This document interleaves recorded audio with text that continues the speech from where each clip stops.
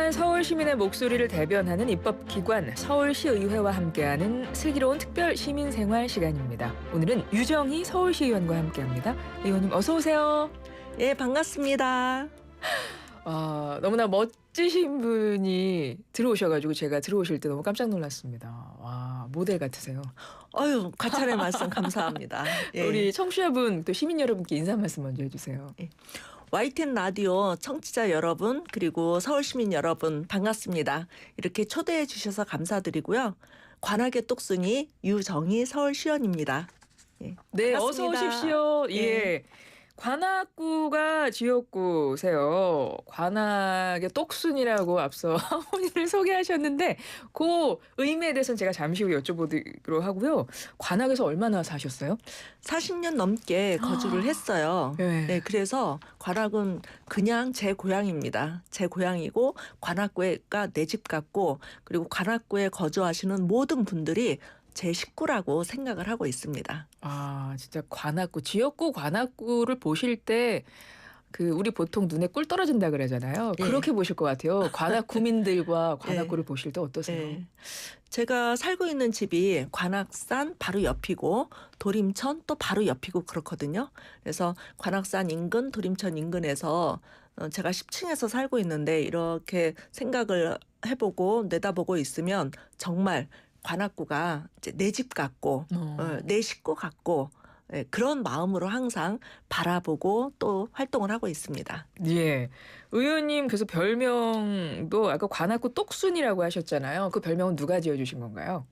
시작은 도림천 똑순이었어요. 네. 도림천 똑순이로 누군가가 처음에 불러주셨고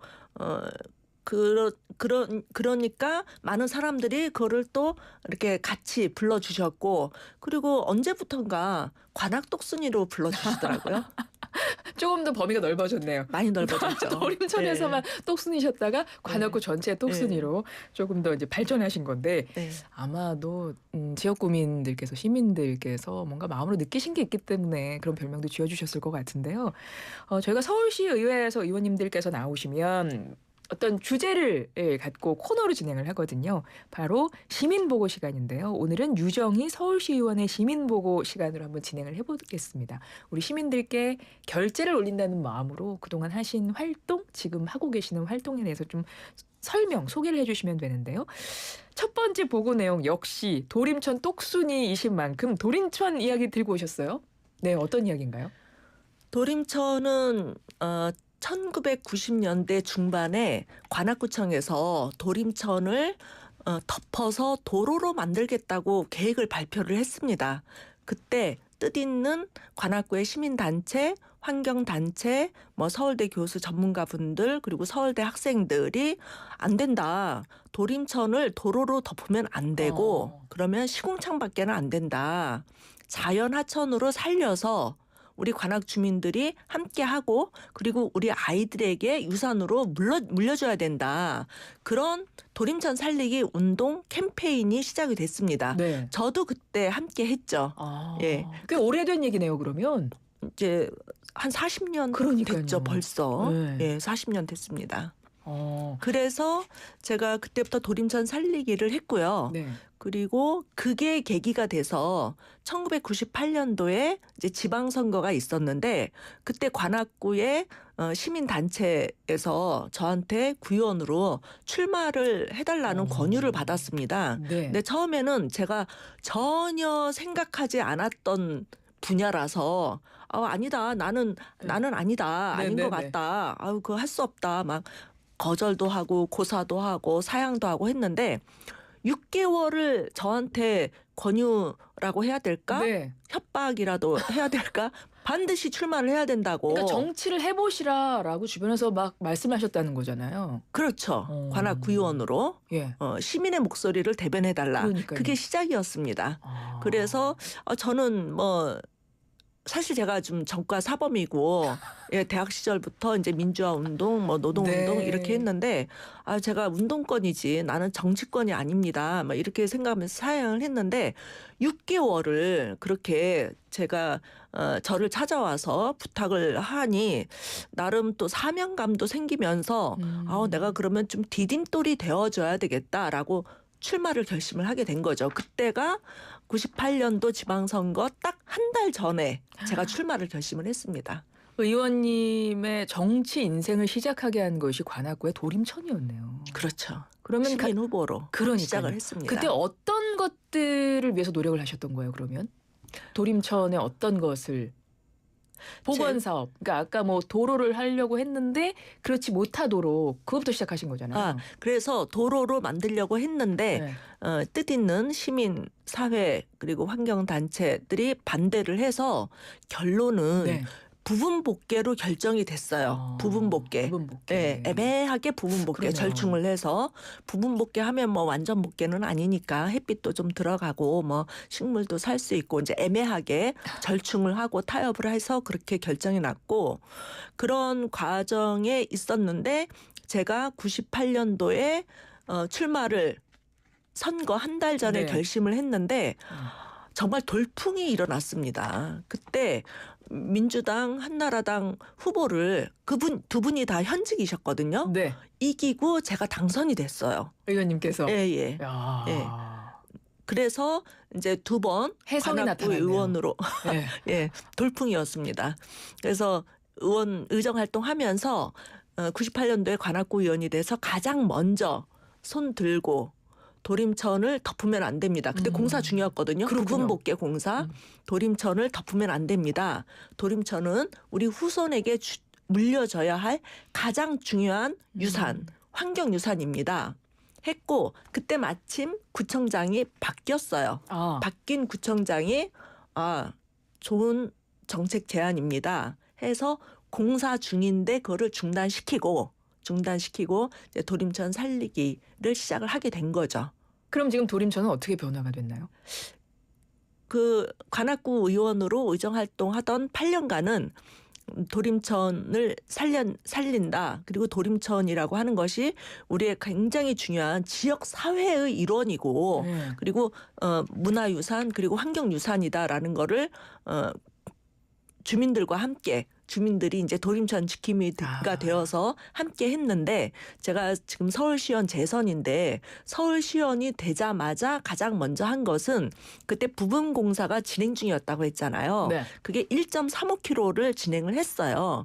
그래서 그 부분 복개된 1.35km를 뜯어내고 도림천을 그야말로 산책길, 자전거길, 물길이 끊어지지 않고 중단되지 않고 이어지는 그거를 시작을 했고 작년에 그래서 이제 개통식까지 마쳤습니다. 와, 3324번님이 문자 주셨어요. 예. 어제 도림천에서 가마우지가 메기 잡아먹는 장면 보았어요라고 하시면서 사진도 보내주셨어요. 그래요? 사진 저 볼 수 있나요?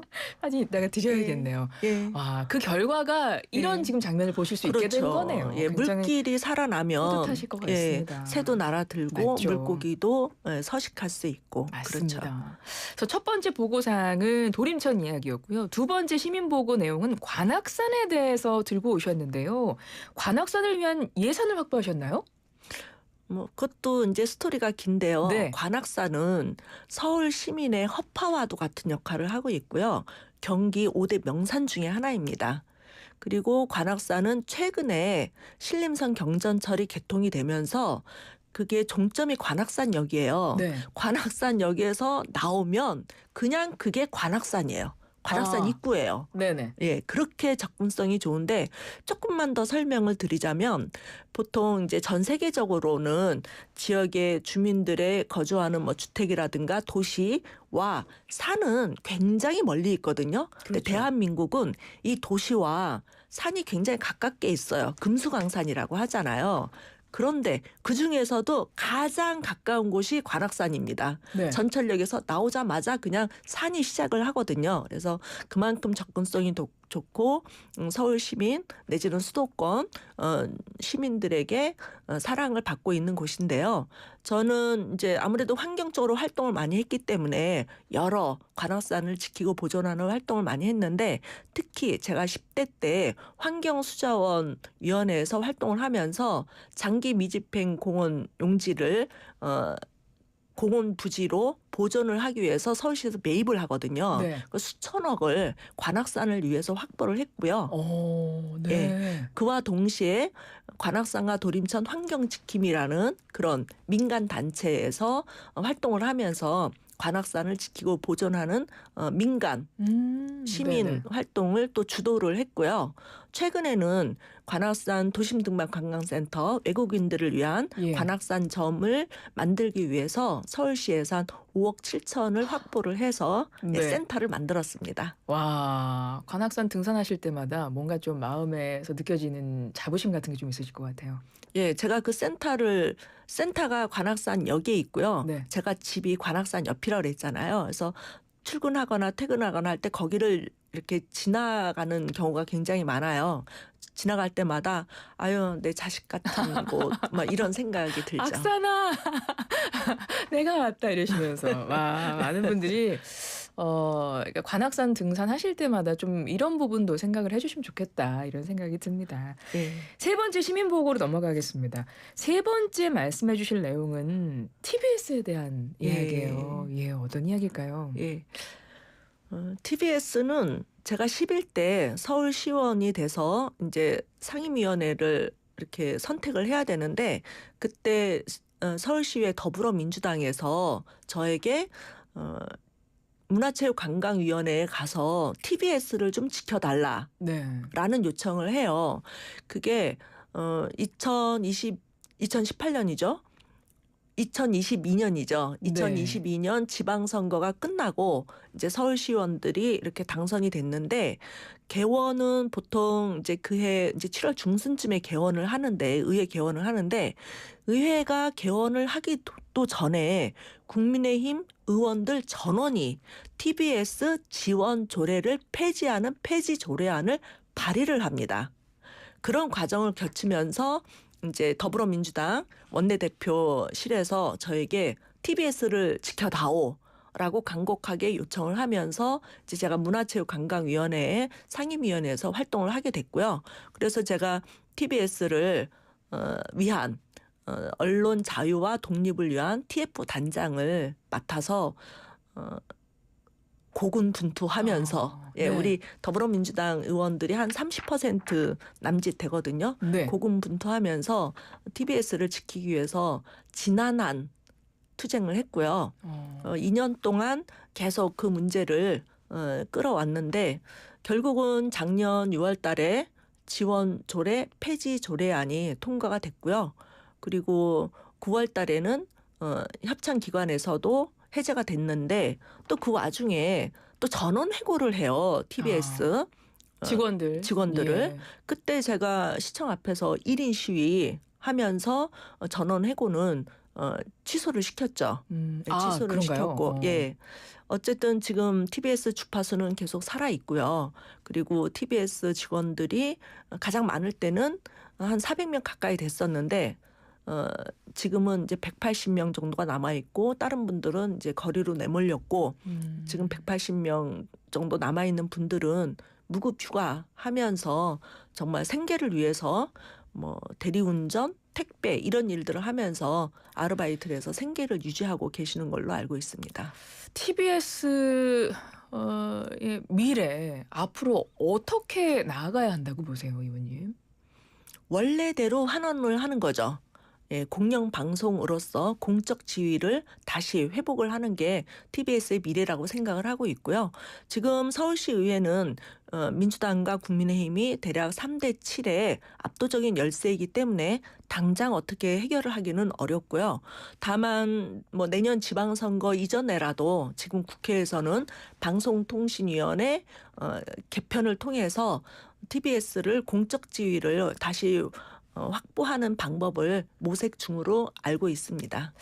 뭐 저희 방송에서도 사실은 관련 내용을 여러 차례 소개를 해드렸었고 서울시의회 문체부 국민의힘 의원들께서도 나오셔서 관련 사안에 대해서 입장을 밝히시고 그랬었거든요. 그러니까 청취자 여러분들도 한번 저희가 예전 것도 있기 때문에 한번 참고해 보시면 좋겠고 의원님들과 그러니까 국민의힘 의원님들과 좀 소통을 하세요? 관련해서 논의를 하십니까?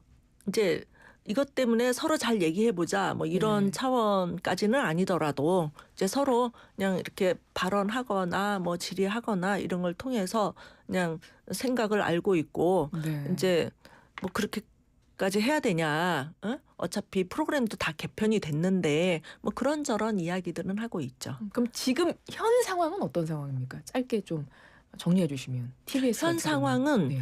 지금 이제 그 전혀 예산이 지원이 되지 못하고 있기 때문에 출연기간 지위 서울시 출연기간 지위 해제되면서 재원의 70% 차지하던 지원이 완전히 끊긴 거잖아요. 예, 그 작년 9월 달부터 완전히 네. 끊겼고 예. 작년 9월 달부터 모든 분들이 월급을 받지 못했고 심지어는 건강보험료까지도 지금 체납 중인 것으로 알고 있고요. 아까 말씀드린 것처럼 지금 남아있는 분들은 한 180명 정도가 되는데 다 무급으로 일을 하면서 생계를 위해서 아르바이트를 하고 있는 참담한 현재 그런 실정입니다. 상황인 것이고, 그러니까 아직 해결은 안 된 상황인 거잖아요. 그러니까 네, 그래서 주장하시는 바에 내년 의하면. 지방선거가 되면 다시 음. 지원 조례를 발의를 할 수 있는데 그것조차도 지금 1년 정도가 남았잖아요. 그래서 국회에서 방송통신위원회 개편을 통해서 공적 지위를 다시 회복하는 일을 모색하고 있다고 알고 있습니다. 알겠습니다. 아이고 시간이 금세 가가지고요. 죄송합니다. 한 20초 있습니다. 유정희 서울시의원의 의정 아이콘은 땡땡땡이다. 채워주시죠. 예. 똑순이라고 많은 분들이 말씀을 해주시는데요. 이 똑순이가 뭐 공부만 잘하는 똑순이가 아니고요. 지역 주민의 어려움, 고충을 잘 알고 그것을 또 잘 해결해 준다는 의미에서 똑순이라고 불러주시는 것 같고 저도 고맙게 생각을 하고 있습니다. 예, 지금까지 똑순이 유정희 서울시의원과 함께했습니다. 고맙습니다. 예, 감사합니다. 르노 그랑콜레오